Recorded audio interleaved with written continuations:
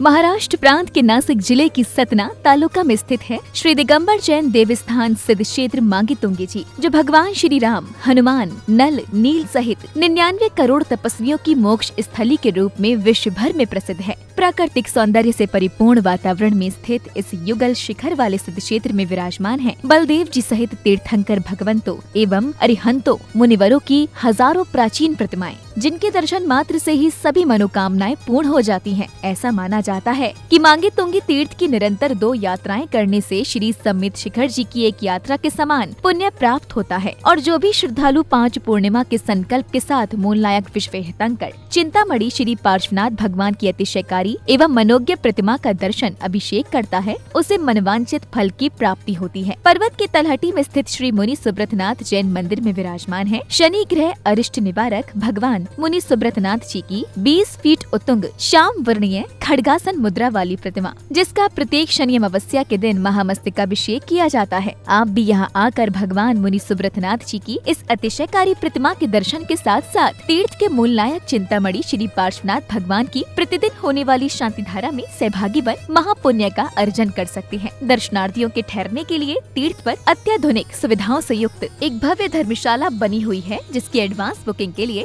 www.mangitungi.org पर login करें।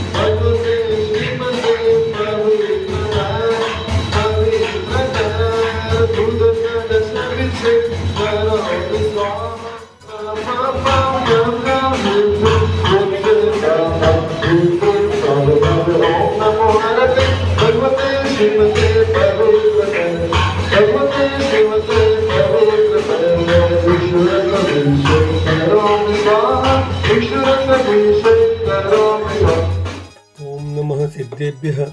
श्री वीतरागाय नमः। ओम नमो अर्हते भगवते श्रीमते श्री पार्श्वतीर्थंकराय द्वादश गण परिविष्टिताय शुक्ल ध्यान पवित्राय सर्वज्ञाय स्वयंभुवे सिद्धाय बुद्धाय परमात्मने परम सुखाय त्रैलोक्य महिव्याप्ताय अनंत संसार चक्र परिमर्दनाय अनंत दर्शनाय अनंत ज्ञानाय अनंत वीर्याय अनंत सुखाय सिद्धाय बुद्धाय त्रैलोक्य वंशकराय सत्य ज्ञानाय सत्य ब्रह्मणे धरणेन्द्रफणा मंडल मंडिताय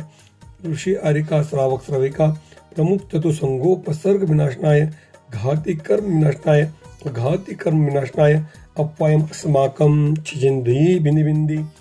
अस्य नमः संपूर्ण चतुर्थ संघस्य परम पूज्याचार्य श्री कर्म विजयनंद जी महाराज नाम से आरिका सुरतापति माताजी, आरिका यशस्वी माताजी, आरिका मनो मोक्षसी मनोमती माताजी, आरिका सुबरमती माताजी, मोक्षसी माताजी,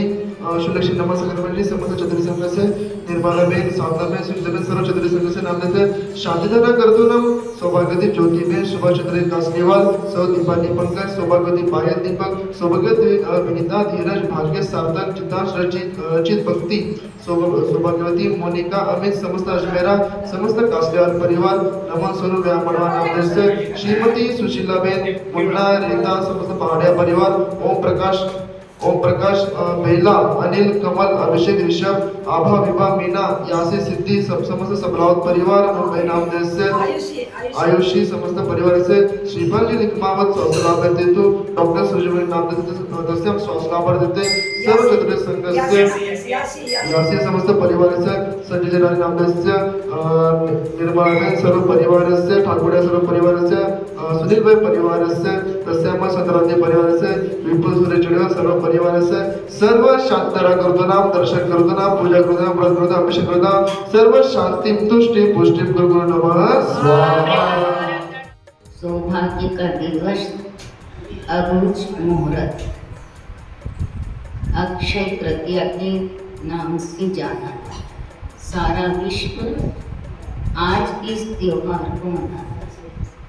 किंतु हमारी जैन दर्शन में आदिनाथ भगवान प्रथम युग प्रवर्तक हुए और जब उनने दीक्षा ली तो 6 महीने का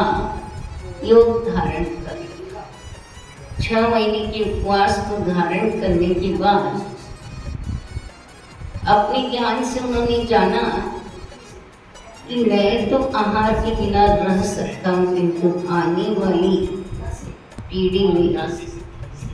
यह थोड़ा कठिन हो जाएगा। इसलिए इस परंपरा को चलाने के लिए आहार की विधि किस प्रकार हो, अपना ध्यान करते हुए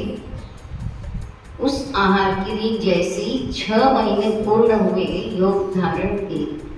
आहार के लिए निकल गए। अनेकों गांव, देश, मोहल्ला, अलग अलग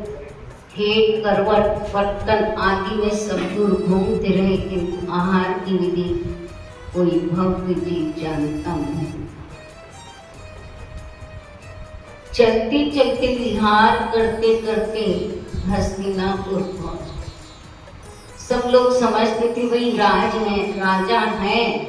तो कोई आवश्यकता होगी तो कोई वस्त्र ला के देता, कोई जवाहरत ला के देता, नाना प्रकार के विभिन्न विभिन्न दिव्य दिव्य सामग्री को भेंट करने आते,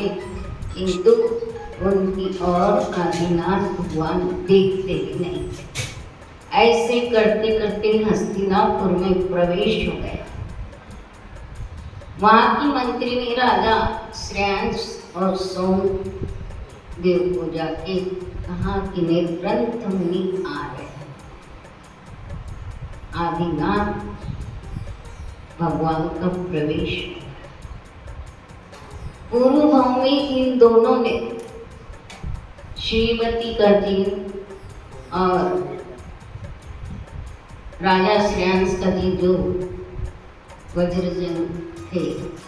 दोनों ने पूर्व में मुनिराज को आहार दिया था। श्रेयांश राजा को जाति स्मरण हो गया और उन्होंने आहार की विधि को दिमाग में, उनकी जाति स्मरण होते ही सब कुछ ध्यान आ गया। उन्होंने आदिनाथ प्रभु को हे स्वामी नमोस्तु नमोस्तु नमोस्तु इस प्रकार की नवदा भक्ति पूर्वक सप्त गुणों से सही श्रद्धा आदि जो गुण है, एक दाता के उन गुणों से भगवान को अपने अंदर हृदय में इतना रोमांच, रग रग में प्रभु के दर्शन और उनके आहार देने की भावना से प्रकटित